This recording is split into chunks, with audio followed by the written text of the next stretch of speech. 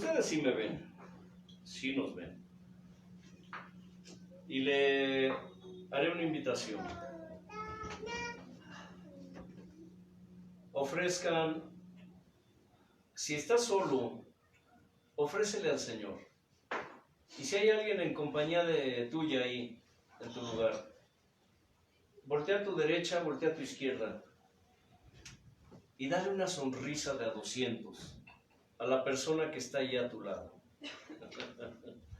Ya sabes cuál es la sonrisa de a 200, ¿verdad? Es la de 100 a 100. Esa es la sonrisa de a 200. Es un gran gozo. Es un gran gozo cantarle a Dios, si lo sabes, ¿verdad? Amén. No hay cosa mejor en este mundo que adorar a Dios. Amén. Hace tiempo meditaba en un pasaje cuando el amado dijo algo importante. Él dijo que hay fiesta en los cielos, ¿cierto, hermano? Amén. Cuando un pecador se arrepiente. Pero también hay una fiesta continua allá en el cielo cuando tú alabas a Dios. Cuando tú te vinculas con Dios, cuando te vinculas con tus hermanos, con tus hermanas, con los otros hijos e hijas de Dios, para adorar a Dios, para cantarle a Dios, hay fiesta en los cielos. Dios se regocija con tu canto, Dios se regocija con tu alabanza. Y de hecho Él, una de las cosas que nos ha enseñado es que no solamente es que tú te regocijes en Dios, sino que tú hagas que Dios se regocije en ti. Hoy nos hemos regocijado y Dios se ha regocijado con nosotros. Así que, mis hermanos, vamos a proseguir. Inclina tu cerviz, inclina tu rostro y dale gracias a Dios. Dale gracias a Dios porque este es el día que Él ha hecho para que nos gocemos y nos regocijemos en Él. Porque este es el día que Él ha hecho para Él regocijarse en medio de su pueblo. Él se pasea en medio de ti. Él se pasea en medio de su pueblo. Él se pasea en medio de las alabanzas. Él habita en medio de las alabanzas de su pueblo. Así que, mis hermanos, agradezcámosle a Dios. Señor, gracias por tu presencia. Porque tu presencia es preciosa, es hermosa, es bella en nuestras vidas. Gracias, Dios, porque hasta aquí y hasta hoy tú nos has ayudado, tú nos has sustentado. Hoy, después de una semana de no vernos, Señor, podemos vernos, podemos estar en comunión, aún a la distancia, Señor, unos con otros, Dios. Tú trasciendes tiempo y distancia, Señor. Hoy me gozo con mis hermanos, con mis hermanas, y sé que mis hermanos y hermanas se regocijan con nosotros. Hoy, Padre, estamos dispuestos, nos despojamos de todo lo que no sirve, de todo aquello que no te glorifica, de todo aquello que no te agrada, bendito Dios, para que tú hoy hables a nuestro corazón, hables a nuestra alma, hables a nuestro espíritu, bendito Dios, a todo nuestro ser, espíritu, alma y cuerpo. Que tu palabra hoy, mi Señor, sea glorificada. En el nombre precioso de tu amado Hijo, y por el poder y la virtud de tu amado y bello Espíritu, abre mis sentidos espirituales para poder contemplar las maravillas de tu ley, para poder contemplar tu hermosa presencia y para conocerte hoy un poco más. Amado Señor Padre, amado Señor Hijo, amado Señor Espíritu Santo. Gracias, Dios. Glorifícate hoy, Señor. Exáltate. porque tuya es la honra y la gloria, te pertenece. Amén. Hoy culminaremos la enseñanza respecto al enojo y a la ira.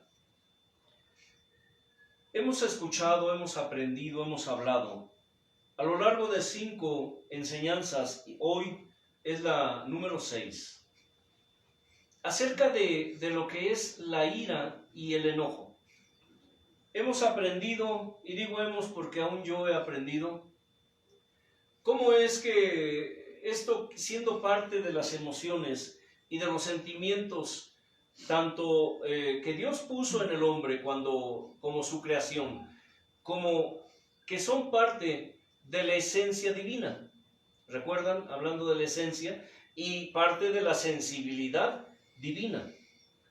Así como son parte de la naturaleza, son parte de la concupiscencia humana, pero ellos son parte, la ira, el enojo son parte de los sentimientos y de las emociones de Dios. Estuvimos hablando acerca de esa famosa frase que muchos dicen, que Dios es amor, ¿verdad, hermano Leo? Cierto. Y vimos que el Dios es amor como una doctrina hereje que fue introducida, les decíamos, por el diablo a través de la mente humana, a través de la lógica humana. Niega muchas cosas, niega el rechazo de Dios hacia el pecado, niega la corrección y la disciplina divinas para el pecador, niega también la limpieza, la purificación y santificación del pecador, niega la santificación y la glorificación de Dios. Fíjese bien, la glorificación de Dios sobre el pecador. Porque hemos aprendido, y estas son situaciones que mucha gente no lo sabe, pero Dios se santifica y Dios se glorifica cuando castiga el pecado y cuando castiga al pecador. Y también vimos y aprendimos que Dios exige, que Él demanda. Ustedes ven a lo largo de la Escritura que Dios tiene exigencias y demandas. Muchas veces nosotros nos centramos, el pueblo de hoy, la iglesia de hoy, vive, escucha bien lo que te diré, vive solamente declarando los beneficios, los privilegios de ser hijo o hija de Dios. Pero no hablan, pocas veces se habla de las exigencias, de las demandas que Dios hace a sus hijos de santidad, de pureza y de perfección. ¿Por qué? Porque Dios está obrando, dice, Dios está haciendo su obra en su pueblo, su extraña obra, así dice la Escritura. ¿Han leído eso? Dice, manifiesta, Señor, en los tiempos tu obra, tu extraña obra. Dios está haciendo una extraña obra. ¿Y extraña obra por qué? Porque no la entendemos. Y no la entendemos precisamente porque nuestros pensamientos no son sus pensamientos. Nuestros caminos no son sus caminos. Ayer platicando con los hermanos les decía, es cierto lo que dice la Escritura. Cuando el Señor nos dice, mis pensamientos no son sus pensamientos porque son más altos. Mis pensamientos son más altos que sus pensamientos. Mis caminos son más altos que sus caminos. Y ciertamente así es. Dios demanda de su pueblo pureza. ¿Pureza qué? De labios. Él demanda pureza ¿de qué? De corazón. ¿Demanda pureza de qué? Pensamientos. De pensamientos. ¿Está escrito? Dice, por lo demás, les demando que piensen en todo lo que es santo, puro, de buen nombre. Dice, en esto piensen. En esto piensen. No dice, no está escrito, y todo lo que piensen, digan y hagan ¿lo qué? en el nombre de nuestro Señor Jesucristo, para gloria del Padre. Hoy, la palabra de Dios nos enseña que nosotros debemos tener una mente, ¿qué? Renovada. Antes pensábamos en cosas, pensábamos en bailes, en fiestas. Ahora los hijos de Dios debemos pensar en hacerle fiesta al Señor todos los días de nuestra vida, ¿cierto? Ahora nosotros debemos pensar en danzarle a Dios. Créame, a mí desde joven nunca me gustó el baile. Y de hecho nunca aprendí a bailar. Tengo familiares, tengo hermanos. Hermanos en la carne me refiero. Que caramba, son buenos bailadores. Pero ¿sabe algo? A mí siempre me gustó la música. Siempre me ha gustado cantar. Pero jamás aprendí a bailar y jamás me gustó bailar. Sin embargo, desde que conocí al Señor, danzarle a Dios, para mí, es una necesidad. Hay mucha gente que hoy en día niega eso. Mucha gente que dice que ¿dónde dice la Escritura que debemos cantar? Que ¿dónde dice la Escritura que debemos alabar, que debemos danzar, que debemos bailar? Toda la Escritura nos habla de eso. Hay mucha gente que no le gusta, en el mundo le gustaba el baile, y de pronto llegan a los pies del Señor, y ya resulta que danzarle a Dios es malo, es vergonzoso, que es antibíblico. Pero ¿sabes algo? Dios nos dio este cuerpo. Dios nos puso estos miembros en el cuerpo. Para eso nos dio manos, pies. Hay mucha gente que no tiene pies, que no tiene piernas, y quisieran danzarle a Dios. Hay muchos que no tienen brazos y quisieran levantar sus manos a Dios. Hay muchos que no tienen voz, son mudos, y quisieran cantarle a Dios.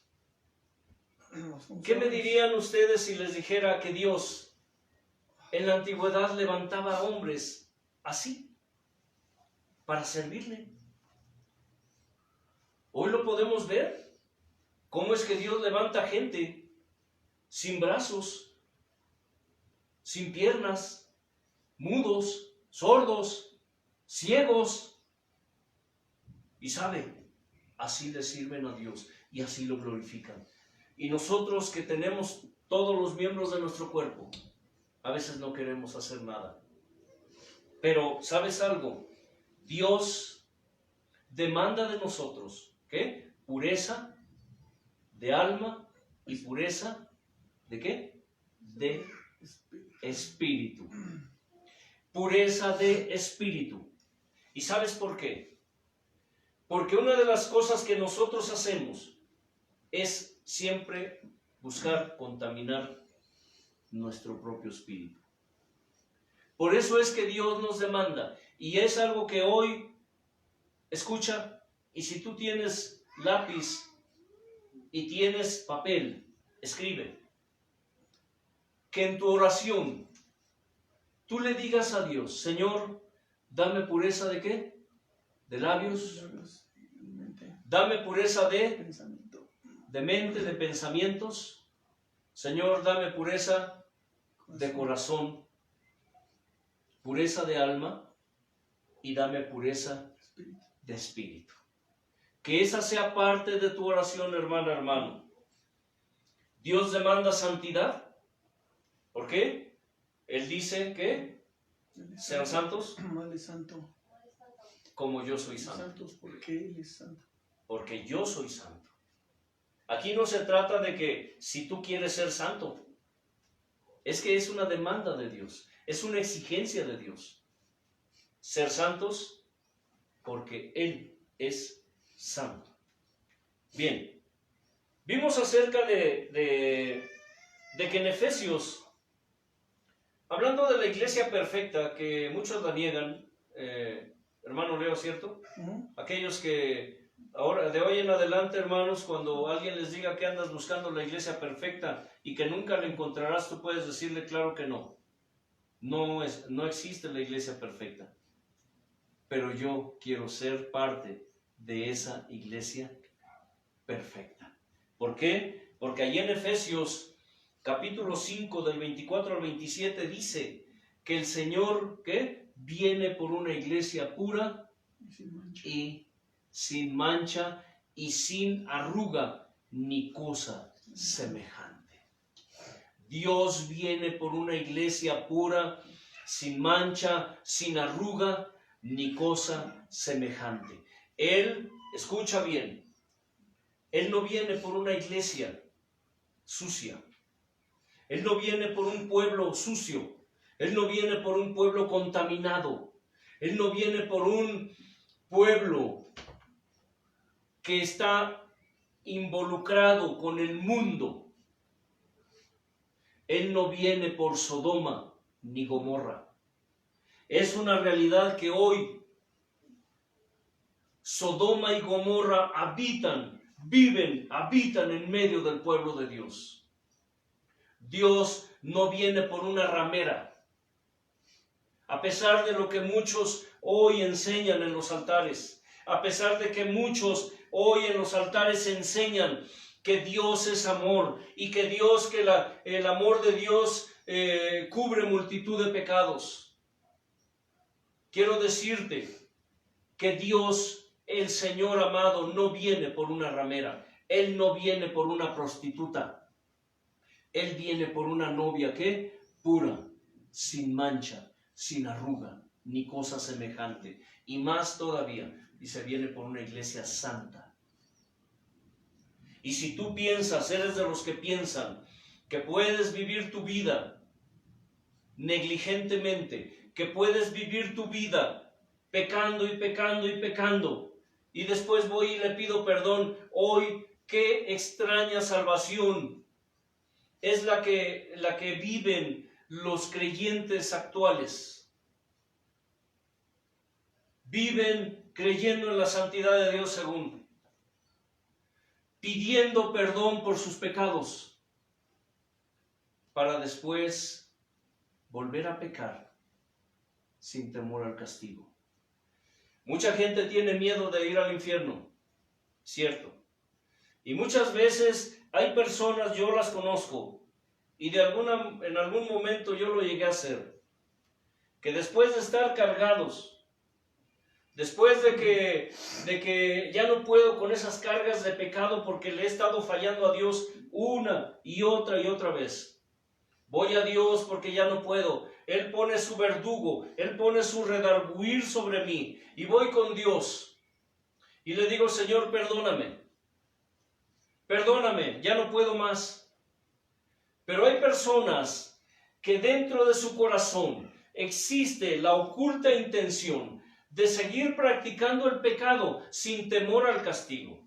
De alguna manera, inconsciente o involuntariamente, mucha gente busca el perdón de Dios para seguir pecando a gusto. ¿Sabían eso? Suena raro, pero es verdad. He conocido gente que va al altar y llora, caen de rodillas, Señor, perdóname. Y gimen y, como decimos aquí en México, lloran a moco tendido. Pero después de que se paran, después de que salen de ahí, después de que termina la reunión y se van a sus lugares, a sus casas, a sus trabajos, a su escuela, a la calle, vuelven a lo mismo. Qué extraña salvación. Qué extraña percepción de lo que es la santidad de Dios a veces tenemos nosotros. Filipenses 2, del 12 al 16, dice que nosotros debemos ser hijos irreprensibles en medio de una generación adúltera, en medio de una generación perversa. Hoy en día no se distingue quién es hijo de Dios y quién es hijo del mundo. Los hijos de Dios, o los que se dicen hijos de Dios, practican las mismas cosas que en el mundo, viven conforme al mundo.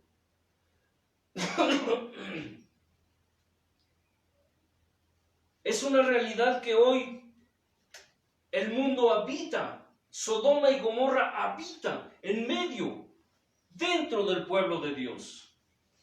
Por eso es que Dios se aira. Por eso es que Dios desata su enojo de pronto. Una de las cosas que hemos estado viendo son eventos que son cumplimiento de algunas de las señales que el Señor dijo. Entre ellas dijo, habrá ¿qué? Terremotos, ¿qué? Plagas. Y hemos estado viendo cómo es que en el mundo están sucediendo cosas, terremotos, plagas.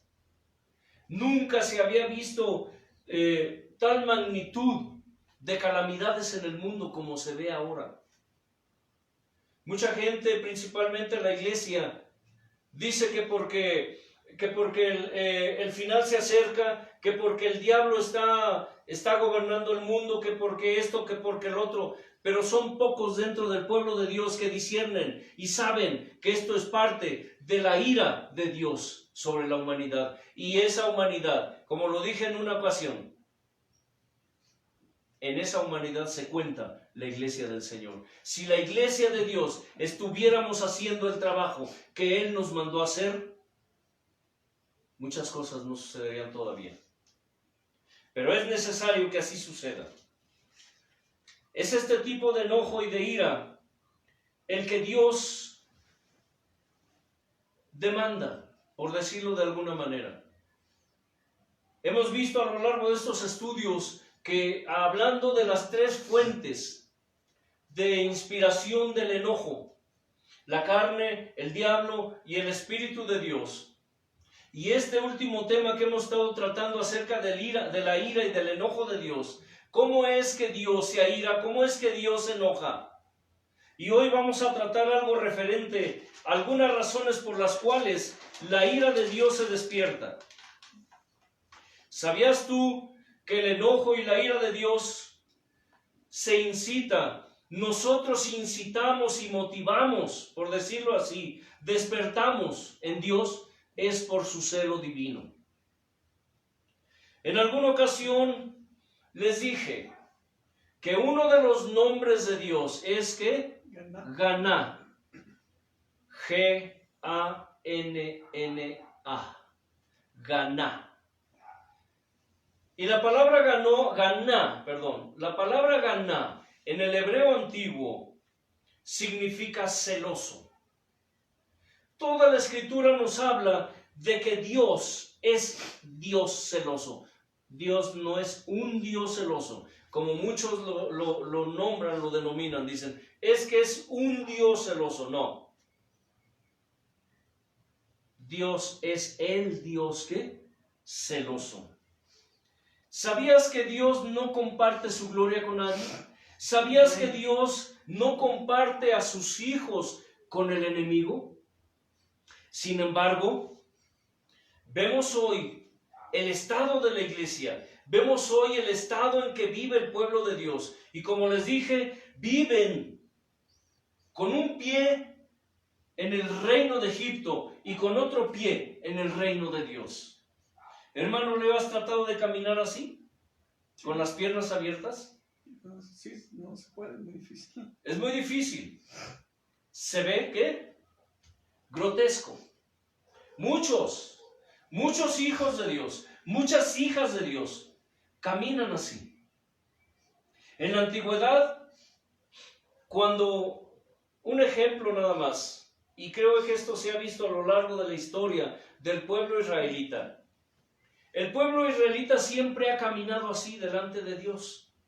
Un pie en el reino de Egipto y otro pie en el reino de Dios. Cuando Moisés llevaba al pueblo, ¿sabías eso, hermano Leo?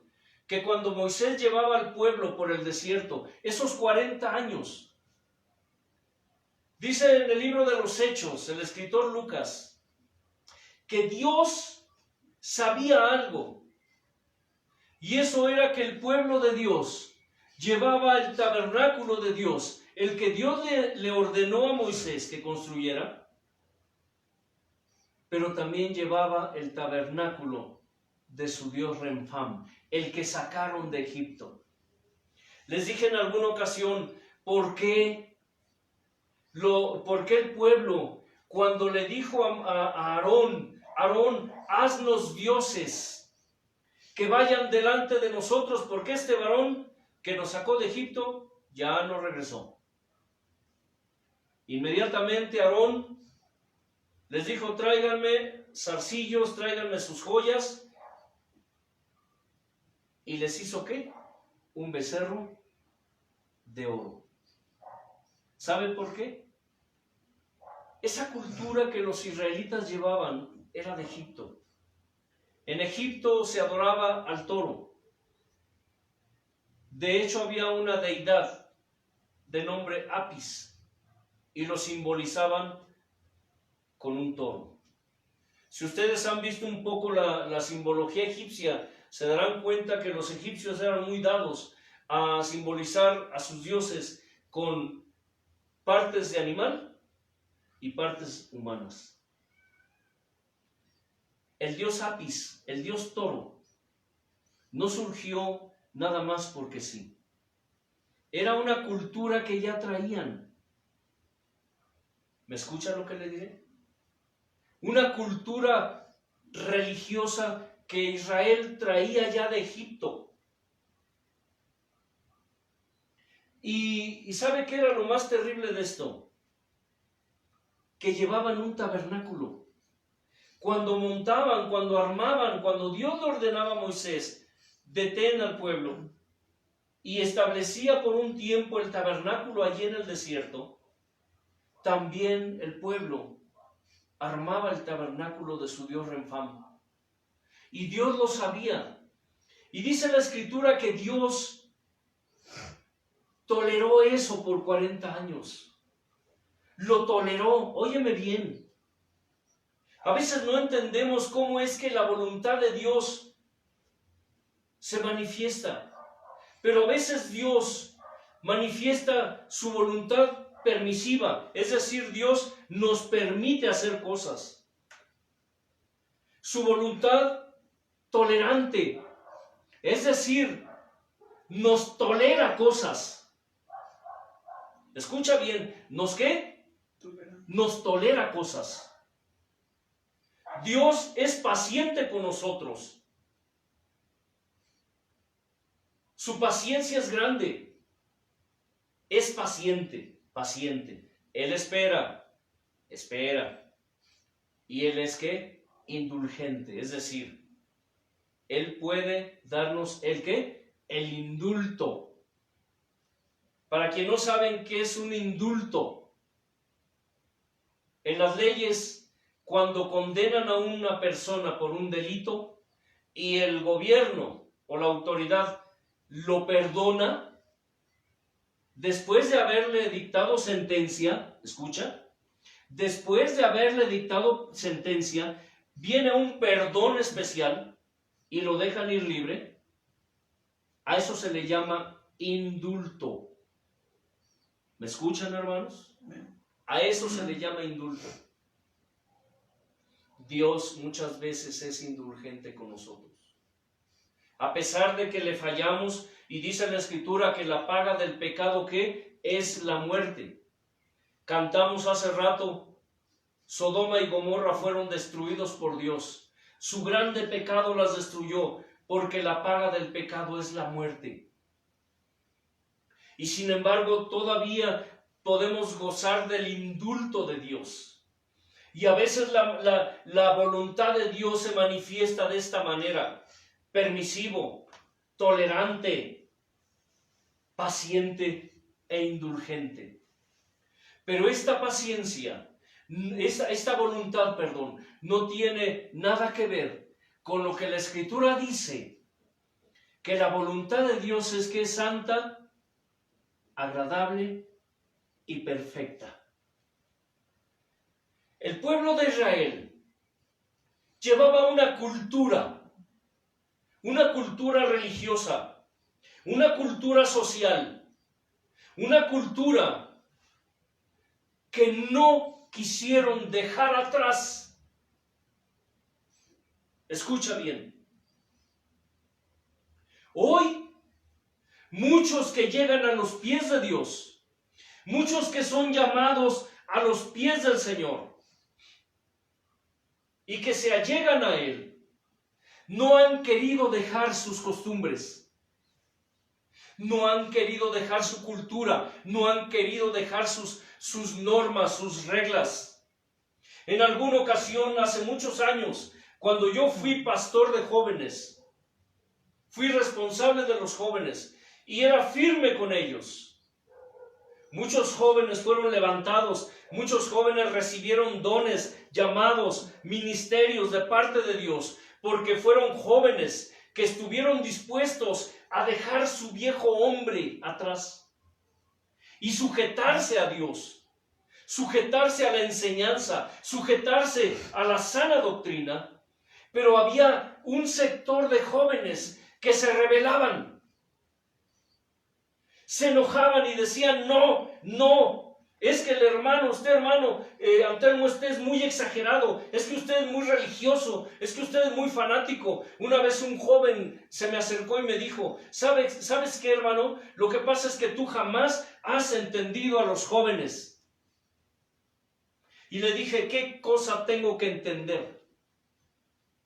Se supone que si tú llegaste a la iglesia, se supone que si tú llegaste a los pies del Señor, es porque tú necesitabas un cambio. Este joven había sido drogadicto, había sido pandillero, había sido... robaba autos, desvalijaba autos. Y me dijo: no, es que así no se trata a los jóvenes. Es que tú nunca has entendido a los jóvenes. Los jóvenes queremos libertad, Antelmo. Dije: es que tú nunca has entendido para qué te llamó Dios. Y hoy en día muchos jóvenes, principalmente, no han entendido o no han querido entender para qué Dios los llamó. Como el pueblo de Israel. Vienen del mundo. Traen sus costumbres, traen sus creencias, traen sus hábitos, traen sus vicios. No los quieren soltar. ¿Y sabe qué hacen? Los introducen a la iglesia. ¿Y sabe qué es lo peor de esto? Que muchos ministros lo permiten. En una ocasión le dije a un pastor, porque entramos en una polémica acerca de hacer ciertos eventos dentro de la congregación, y le dije al pastor: ¿sabes qué? No estoy de acuerdo. No, pero es que mira, son jóvenes. Sí, mi hermano. Pero ¿qué caso tiene haber traído a los jóvenes de allá del mundo si aquí se les permite seguir haciendo lo mismo? Dije: esto está mal, mi hermano. Esto está mal. Si para eso los sacaste del mundo, para venir a seguir viviendo como viven aquí, como vivían allá, dije: mejor déjalos allá en el mundo. Allá estaban perdidos porque no conocían a Dios. Aquí están perdidos conociendo a Dios. Dije: no estoy de acuerdo. Muchos ministros son tolerantes, muchos ministros son alcahuetes, sinvergüenzas, permisivos. Y dejan que la gente siga viviendo, siga haciendo, siga practicando como hacía en el mundo. Pero Dios dice que nosotros debemos tener una mente renovada, hermanos. Una mente renovada. Desechar, dejar todo, es despojarte del viejo hombre. Algunas veces me han preguntado, mis hijos me llegaron a preguntar, si a mí se me antojaba tomar, fumar, drogarme. Yo les digo honestamente, sí. Hermano Leo, tú sabes, yo nunca les he mentido. De pronto se me antoja tomar, de pronto se me antoja fumar, de pronto se me antoja, como luego le digo a mi hijo, al hermano Leo, siento la adrenalina, escucha, como que me empiezo a sentir esas ganas de echarme un trompo. Aquí le llamamos a pelear. Pero ¿sabe algo, hermanos? Son impulsos de la carne. Porque desde que Dios me llamó, desde que Dios me volvió a levantar, yo decidí, cuando decidí seguir a Cristo, yo decidí dejar todas esas cosas. Mucha gente no quiere dejarlas. Mucha gente todavía quiere seguir practicando las cosas que practicaba en el mundo. Por eso es que Pablo cuestiona a los corintios, cuestiona a los creyentes y les dice: ¿qué concordia Cristo con Belial? No podemos, dice, comer de la mesa del Señor y de la mesa de los demonios. Muchos creyentes hoy en día viven así, comiendo en la mesa del Señor y comiendo en la mesa de los demonios. Es muy común hoy escuchar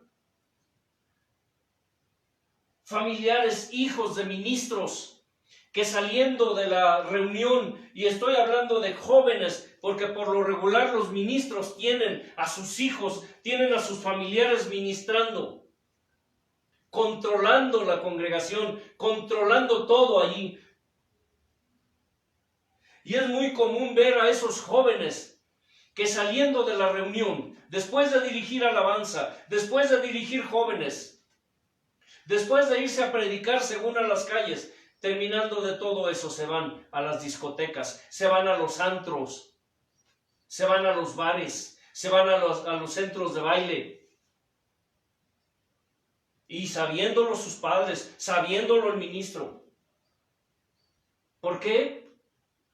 No son capaces de danzarle a Dios, pero están danzándole al diablo. Por eso es que la palabra dice: ¿qué concordia Cristo con Belial? No podemos, ¿qué?, comer de la mesa del Señor y de la mesa de los demonios.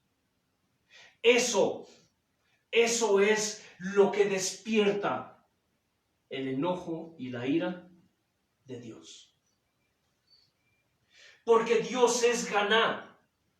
Escucha bien lo que te diré. Dios es Ganá. Desde el momento en que Dios te llamó, desde el momento en que Dios te hizo ese llamado, en ese momento dice que tú pasaste a ser su posesión adquirida. La palabra redimir significa recuperar lo que era, ¿qué?, mío. Hermano Leo, ¿a qué vino Cristo? ¿A qué vino el Señor amado? A recuperar lo que era suyo. A recuperar lo que era de su Padre. Padre. Escucha bien. Yo no sé si estés entendiendo eso. Yo espero que sí lo entiendas. Amén. Pero la obra redentora de Dios, la obra redentora, escucha, que son adjetivos, que son derivados de la palabra redimir. Redención, redentora, redimir, redimidos. Todo se concreta a un significado: recuperar. Recuperar lo que era, ¿qué?, mío. Lo que el amado vino a hacer fue recuperar lo que era de su Padre. ¿Sabías eso, hermano Leo? Eso es lo que vino a hacer el amado, a recuperar. Y mire, que Él pagó el precio más alto. Él pagó el precio más alto. No había un precio más alto que el amado pagó. La vida misma. Cuando Pedro interpeló a la multitud, les dijo, ¿ustedes qué? ¿Mataron a quién?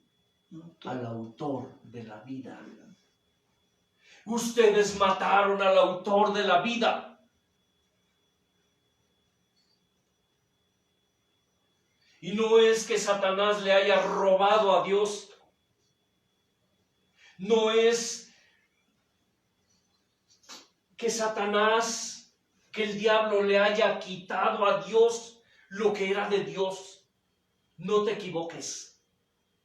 Pero muchas veces lo que nosotros hacemos no es permitir que el diablo le quite o le arrebate a Dios, al Padre, lo que es de Él, lo que es del Padre. ¿Qué sucede, hermano Leo? ¿Qué? Nosotros mismos se lo entregamos. ¿Sabías que hay muchos a quienes Dios les ha dado dones, les ha dado ministerios, les ha dado talentos? Y estos hombres y mujeres que han recibido esos regalos tan bellos de Dios, van y por su propia voluntad se lo entregan al diablo. Le dicen, diablo, ten lo que me dio el Padre, yo te lo entrego a ti. Esa es la razón por la cual el amado vino a redimirnos, es decir, a recuperar lo que era del Padre, lo que nosotros mismos le entregamos al diablo. Porque nosotros mismos le damos la carta de decreto al diablo que dice, ten, diablo, te concedo el derecho de hacer con mi vida lo que tú quieras. Muchos viven así. No han querido entender que cuando Dios les llamó, en ese momento, ¿fueron qué? Redimidos, fueron recuperados. Pero quieren seguir viviendo como el pueblo de Israel, adorando a sus dioses y adorando a Dios, siguiendo sus costumbres y tratando de hacer la voluntad de Dios. Muchos viven así. Por eso es que decimos, un pie en Egipto y un pie en el reino de Dios.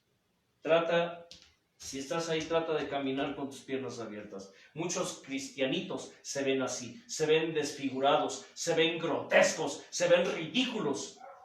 Por eso es que el nombre de Dios es blasfemado. Por eso es que la ira y el enojo de Dios se desata, se despierta. Porque Él es Dios Ganá. Porque Él no comparte su gloria con nadie, y menos comparte a sus hijos con el diablo. Toda desobediencia, escucha bien, toda desobediencia, toda rebeldía, toda irreverencia, ¿cuántos irreverentes hay en los altares?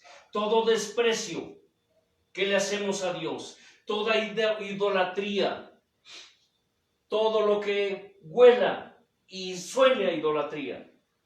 Mucha gente no le sirve a Dios porque tienen miedo de perder sus trabajos, porque tienen miedo de perder la popularidad con sus amigos. Muchos tienen miedo de perder a sus amistades. Muchos tienen miedo de perder a sus familias. ¿Sabes? Cuando Dios me puso a elegir, Él me dijo, o tu familia o yo. Ha sido un proceso difícil, muy difícil. Y después de todos estos años he aprendido que hay gente en la casa, hay parejas, hay hijos, hay padres, hay hermanos, que si estás con Dios, no son felices ellos.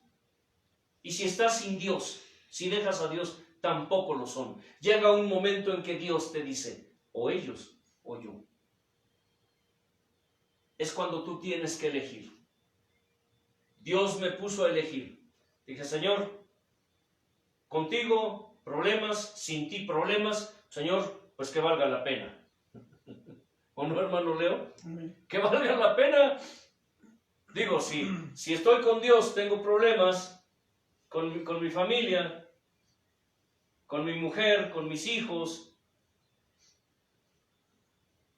porque soy aleluyo, porque soy exagerado, porque soy fanático, porque quiero servirle a Dios, porque quiero ir a predicar, porque quiero ir a enseñar, porque me quiero reunir.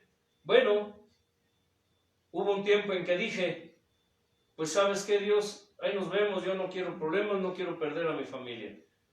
Le dije a esa mujer, ¿sabes qué? A partir de hoy he decidido dedicarme a trabajar, dedicarme a darte lo que no les he dado a ti y a mis hijos, y me voy a olvidar de la religión. ¿Y sabes qué? Fue lo mismo, quizá fue peor. Me alejé de Dios y me di cuenta que la cosa no era por ahí. Volví a Dios y la familia dijo, goodbye. Hay veces que Dios te pone a elegir, ¿sí? Y a veces las decisiones son duras, son difíciles, pero son necesarias. Porque a veces no nos damos cuenta que idolatramos a la familia. Hemos hablado acerca del humanismo, de aquellos predicadores, aquellas predicadoras que hablan mucho acerca de la unidad familiar, acerca de que si la familia no está unida, entonces el Cristo no está allí. Pero déjame decirte una cosa. A eso se le llama humanismo. Cuando tú pones a la familia antes que a Dios nada más lo usas como pretexto. Porque en el momento en que tú decides consagrarte a Dios, en el momento en que tú decides servirle a Dios, en ese momento tu familia o te sigue o te abandona. Y créeme, no es de todos la fe. La incredulidad, ¿sabes que la incredulidad lastima a Dios, hermano Leo? La incredulidad lastima, hiere, ofende a Dios, lo enoja. Todo esto son cosas que incitan no solamente su dolor o su tristeza, incitan su ira, incitan su enojo, cuando somos desobedientes, cuando somos rebeldes, cuando no queremos hacer las cosas como Él dice, cuando queremos hacer lo que nosotros queremos hacer, no lo que Él quiere. No hemos entendido que hay cosas en esta vida, en nuestro caminar con Dios, hay muchas cosas, hermanos, que no nos gustan, que a nosotros nos parecen malas, pero para Dios no lo son. Hay muchas cosas que a nosotros nos parecen buenas, pero para Dios no lo son, por la simple y sencilla razón de que Dios conoce nuestro futuro.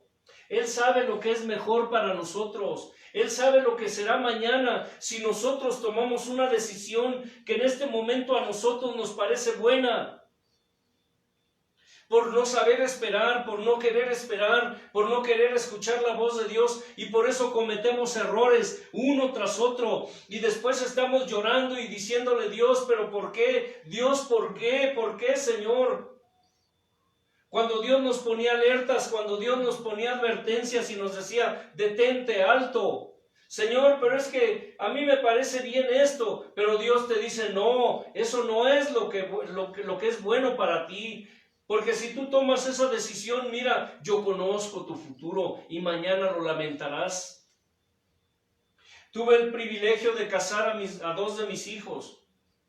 Y una de las cosas que les dije fue, si tú eliges bien a tu pareja, tendrás el resto de tu vida para disfrutarlo. Pero si tú eliges mal, ¿tendrás qué? el resto de tu vida, hermano Leo, ¿para qué? Lamentarlo. Para lamentarlo. Mucha gente hoy en día está lamentando el haber decidido algo, el haber tomado una decisión que en su momento le pareció buena. Y mucha gente que no quiso tomar una decisión que en su momento le parecía mala, hoy están lamentándose y diciendo, ¿por qué no obedecí a Dios? ¿Por qué no quise escuchar a Dios? ¿Por qué no quise esperar a que Dios me confirmara? Hemos hablado acerca de la confirmación. Cuando tú quieras hacer algo, primero pregúntale a Dios y pídele confirmación. Porque si no, el día de mañana tú estarás lamentándote el haber tomado decisiones que ahora te llevaron a la destrucción y que ahora te están provocando dolor, quebranto. Dios por eso se glorifica corrigiendo el pecado, se glorifica corrigiendo al pecador. Se glorifica corrigiendo la corrupción moral, la corrupción espiritual. Hoy hay tanta corrupción moral, hay tanta corrupción espiritual. Dios se glorifica corrigiendo eso. ¿Sabías que celar a Dios, celar a su palabra y celar a su obra es seguridad y garantía de que un día estaremos en sus bodas? Es el único enojo, es el único tipo de enojo que Dios nos permite a nosotros. A veces cuando nos enojamos y nos dejamos llevar por la ira, por el enojo, decimos, pues es que el Señor se enojaba, el Señor se airaba. Pero fíjate bien qué tipo de enojo, qué tipo de ira manifestaba el amado maestro hermano Leo. Él era celoso, él celaba a su padre. ¿Sabías eso? Él era celoso de las cosas de su Padre. Él era celoso de las cosas de su Dios. Recuerda que Él era Dios, perfecto Dios y era perfecto hombre. Por eso Él dijo, escrito está, mi casa será llamada casa de oración para todos los pueblos, pero ustedes la han hecho cueva de ladrones. Por eso es que se puede entender a esos hermanos que están clamando dentro de las congregaciones porque se dejen de practicar tanta porquería, tanta idolatría. Acaba de pasar Navidades, fin de año, Halloween, días de muertos, días de brujas. Y qué triste es, hermanos, ver cómo el pueblo de Dios está tan hundido en esas porquerías. El pueblo de Dios está tan sumergido en esa basura, en esa corrupción espiritual. Y pocos hermanos, pocas hermanas que levantan la voz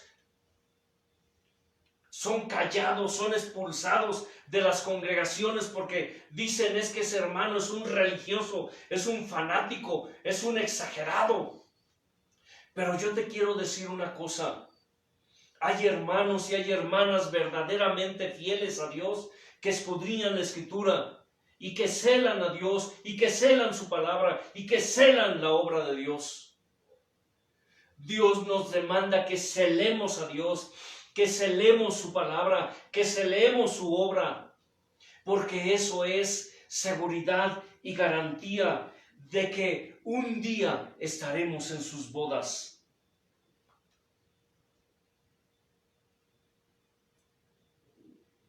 Cuando despreciamos a Dios, cuando tenemos en poco su misericordia, cuando tenemos en poco su gracia, no solamente lastimamos a Dios, sino que despertamos su enojo y su ira. Por eso es que Él nos instruye y nos advierte en su palabra que despertar su enojo, que despertar su ira, no es nada recomendable, hermano Leo. Amén. No es nada recomendable para aquellos que que piensan o que siempre han pensado que Dios es puro amor, déjame decirte una cosa. Una cosa es que Dios es amor y otra cosa es que Dios sea paciente, sea tolerante, sea permisivo y sea indulgente contigo. El tiempo se termina. Para muchos, el tiempo se termina. Y durante ese tiempo Dios ha estado llamando y llamando y llamando. Y mucha gente hace ¿qué? Oídos sordos, ojos ciegos y corazón, dice, su corazón se engruesa para no sentir, para no convertirse. Todo se resume a una sentencia que debería servir no solo como una advertencia, sino como un recordatorio de que Dios no es juguete de nadie. Mucha gente juega a la iglesita. Mucha gente juega con las cosas de Dios. Hacen, deshacen, suben, bajan, quitan, ponen, forman, tornan. Van, vienen, entran, salen, sin considerar que estamos trabajando, que están trabajando con valores eternos. ¿Sabías que nosotros trabajamos con valores eternos? ¿Sabías tú que lo que nosotros hacemos en la obra de Dios trascenderá tiempo y distancia? Muchos o no lo saben o no les interesa. No saben que el día de mañana todos y cada uno de nosotros daremos cuentas de nuestros actos. La advertencia que Dios nos dice, vámonos al libro de Hebreos capítulo 10. Versos del 26 al 31. Dice de la siguiente manera: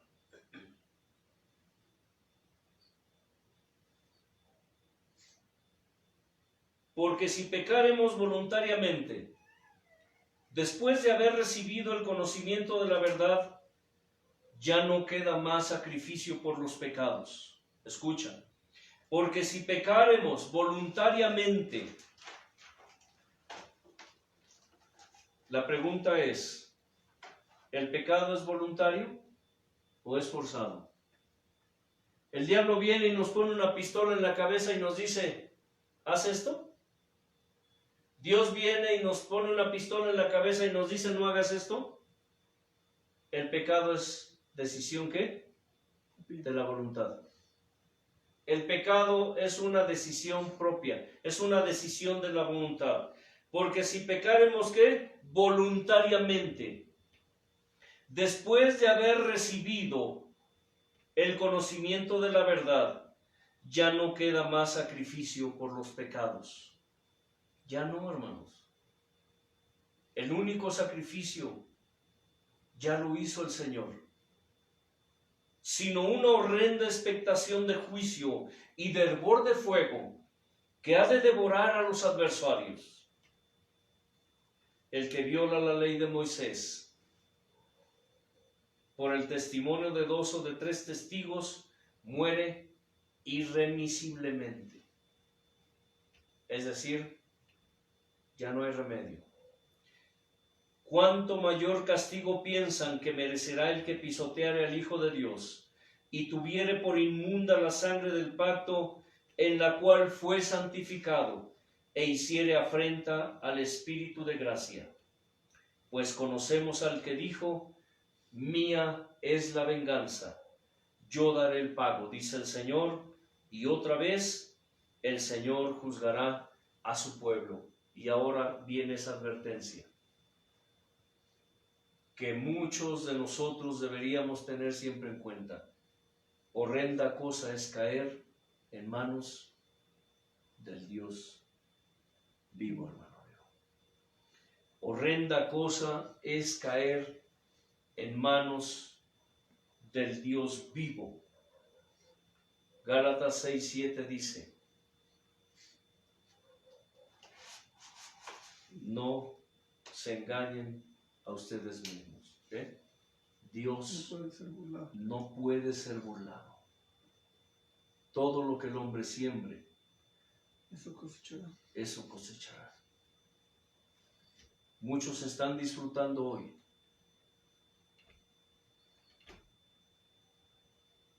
de la obra de Dios. Muchos están disfrutando hoy, haciendo y deshaciendo de los bienes del Señor. Lo dije y lo repito. La salvación no nos costó nada. A quien le costó fue al amado. Pero la vida cristiana sí cuesta mucho. La vida cristiana sí cuesta mucho. Esto es una palabra para meditar, para reflexionar, para autoexaminarnos, para ver si realmente estamos en la fe.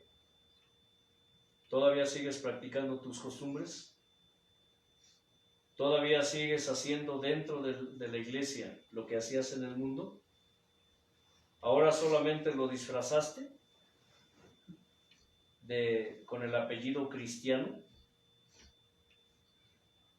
¿O te estás despojando de esos harapos viles y sucios que traías del mundo? ¿O lo sigues ensuciando aún todavía más? Inclina tu cerviz y dale gracias a Dios por su palabra. Gracias. Señor, gracias por tu palabra. Bendito seas, amado Rey. Porque tu palabra es viva y es eficaz. Gloria a ti, mi Y es más cortante que toda espada de dos filos. placer es estar a tus pies, Porque discierne nuestros pensamientos escuchando tu palabra, más profundos y las intenciones escuchando. de nuestro corazón. Y no hay cosa oculta ni creada que no haya de manifestarse ante ti. Expectante. Un día daremos cuentas de lo que hicimos aquí mientras estuvimos en el cuerpo, Tu favor y gracia. sea bueno o sea malo. Y en tu misericordia, toda Mi Señor, hoy he aprendido que tú te santificas y te glorificas, que recibimos, castigando y corrigiendo el pecado, recibimos, Dios. pero también al pecador. Gracias, eterno Por Señor. eso tu palabra dice, escudriñame, oh Dios, Glorioso Señor. y ve si hay en mí camino de perversidad. Purifícanos, santifícanos. Mi Dios, si tú has escudriñado mi Todo vida con tu sangre preciosa. y has visto camino de perversidad, te ruego, Dios, que corrijas el pecado y que me corrijas a mí si fuere necesario. Oh, Señor. Tú eres el alfarero, yo el barro soy, Señor. Bendito sea, Padre. Si lo que has visto en mí no te agrada, si este vaso está sucio, está roto, esta vasija no te sirve, Señor, porque está manchada, porque está sucia, entonces deshazla y vuélvela a hacer, aunque me duela, Señor. Gracias, Padre Santo. Hoy, Padre, te ruego que tu palabra no vuelva a ti vacía, Y Cristo Jesús. que tú la prosperes en aquello para lo que le enviaste. Que la incrustes, la selles y le des permanencia en el espíritu humano, pero sobre todo también, Señor, que tú la confirmes en la vida de aquellos que la escuchan. Aleluya, Señor. Confírmala, Dios. Aquellos que no creen sean convencidos por tu Santo Espíritu. Aquellos que dudan, Señor, Oh, Señor. quítales toda confusión, toda duda. En el nombre precioso de tu amado Hijo Jesús. Y por el poder y la virtud de tu amado y precioso y bello Espíritu Santo, yo te alabo, te alabamos, Dios, te exaltamos, te Rey glorificamos, de reyes y Señor de señores. porque tú eres nuestro Dios, porque tuyos somos, ovejas de tu prado. Oh, mi Señor. Gracias, amado Señor Padre, gracias, amado Señor Hijo, gracias, amado Señor Espíritu Santo. Levantamos nuestras manos, Señor, Honra y gloria, Padre. en honra, gloria y alabanza a ti, en testimonio a ti. Bendito eres. Amén. Amén.